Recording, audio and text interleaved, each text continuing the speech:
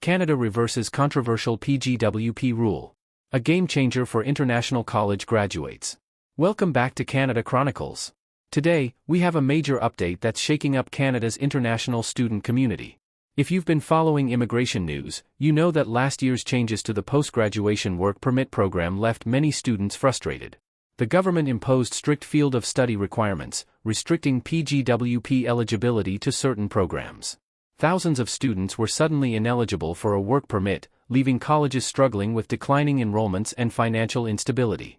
But now, in a surprising reversal, the Canadian government has removed these restrictions, marking a major win for international students and colleges alike.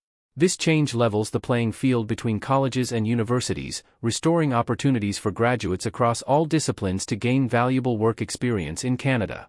What does this mean for you?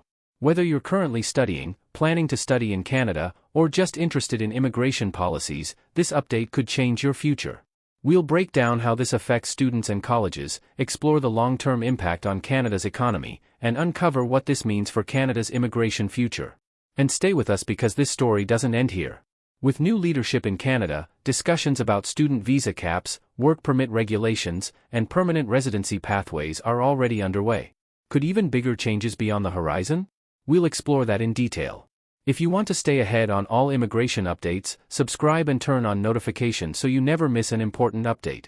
Let's get started. Understanding the post-graduation work permit program. To understand why this policy reversal is so significant, we need to look at the role of the post-graduation work permit program in Canada's immigration and labor system.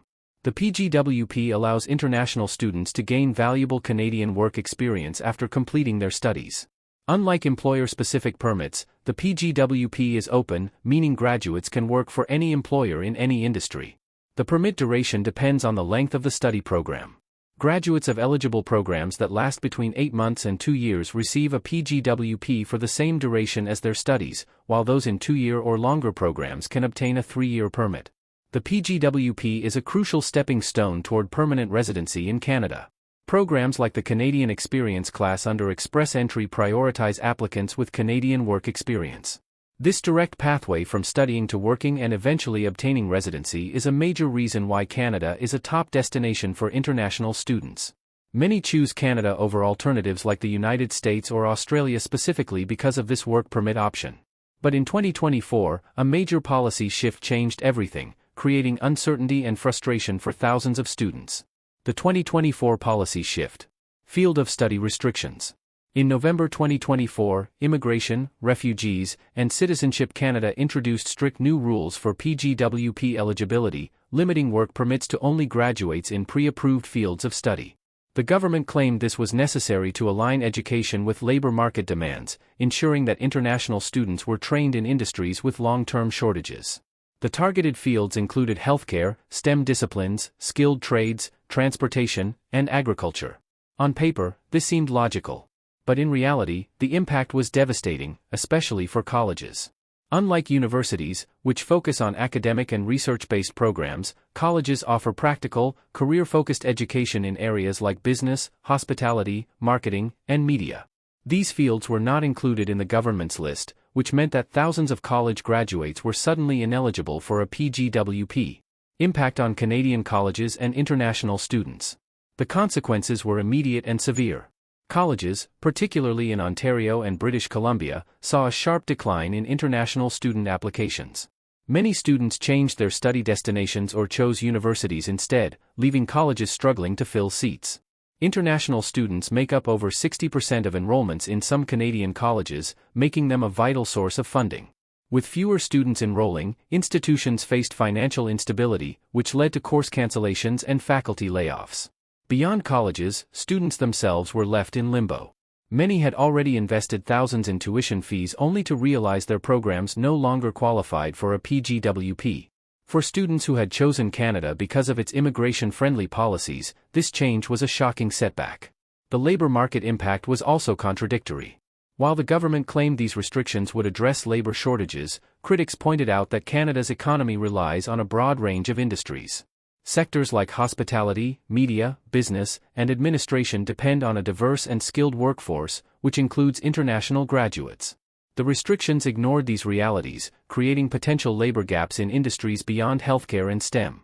As the situation worsened, college administrators and industry leaders pushed back aggressively, arguing that international students were not just filling classrooms but also supporting local economies.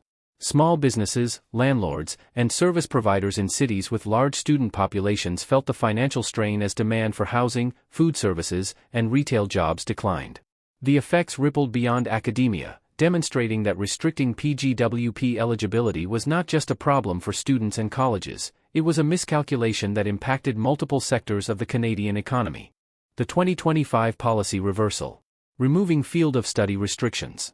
In March 2025, Immigration, Refugees, and Citizenship Canada officially reversed the field of study restrictions.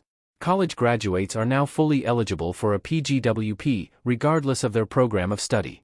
This restores fairness between colleges and universities and reinforces Canada's reputation as a top study destination.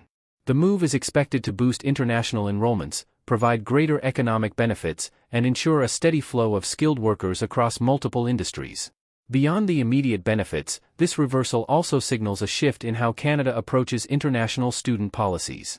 The decision reflects growing pressure from industry leaders, educational institutions, and immigrant advocacy groups, all of whom warned that restrictive policies would make Canada less competitive in the global education market. By reversing course, the government is acknowledging that international students contribute far more than just tuition fees. They play a crucial role in workforce development, innovation, and long-term economic growth. Moving forward, this policy change could set a precedent for more balanced and inclusive immigration policies that consider both economic needs and student interests. What this means for colleges, students, and the economy. With PGWP eligibility restored for all college graduates, Canadian colleges can now rebuild their international recruitment efforts. The damage from lost enrollments and course cancellations will take time to repair, but this policy change restores confidence in Canada's education system. For international students, the stress and uncertainty caused by the 2024 restrictions are finally over. Students now have the freedom to pursue careers in fields they are passionate about without worrying about losing PGWP eligibility. Economically, this decision helps stabilize Canada's $22 billion international education sector. It also supports thousands of jobs in education, housing, retail, and services, ensuring that Canada remains an attractive destination for global talent. Beyond immediate economic recovery, this reversal has long-term implications for Canada's workforce and immigration landscape. By allowing international graduates from all fields to enter the labor market, the country benefits from a broader range of skilled professionals who contribute to innovation and entrepreneurship.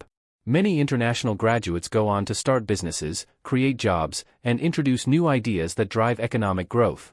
If supported by favorable immigration policies in the future, this shift could reinforce Canada's position as a global leader in attracting and retaining top talent from around the world. Thanks for staying with us this far. We appreciate your time and hope you're finding this information valuable. What's next? Could more immigration reforms be on the way? This reversal is only part of a bigger story. Canada's immigration landscape is evolving, and new policies are on the horizon. With Mark Carney now serving as Prime Minister, experts predict that more changes are coming. Carney has emphasized the need to balance economic growth with housing and public service demands. This means that while today's policy change is great news, the government is also considering other restrictions, including stricter student visa caps and more selective permanent residency pathways. The government has already announced plans to reduce immigration targets, aiming to lower the percentage of temporary residents from 6.5% to 5% by 2026. This could mean fewer opportunities for international graduates seeking permanent residency. While today's reversal is a step in the right direction, students and colleges must stay informed and proactive as Canada's immigration system continues to evolve.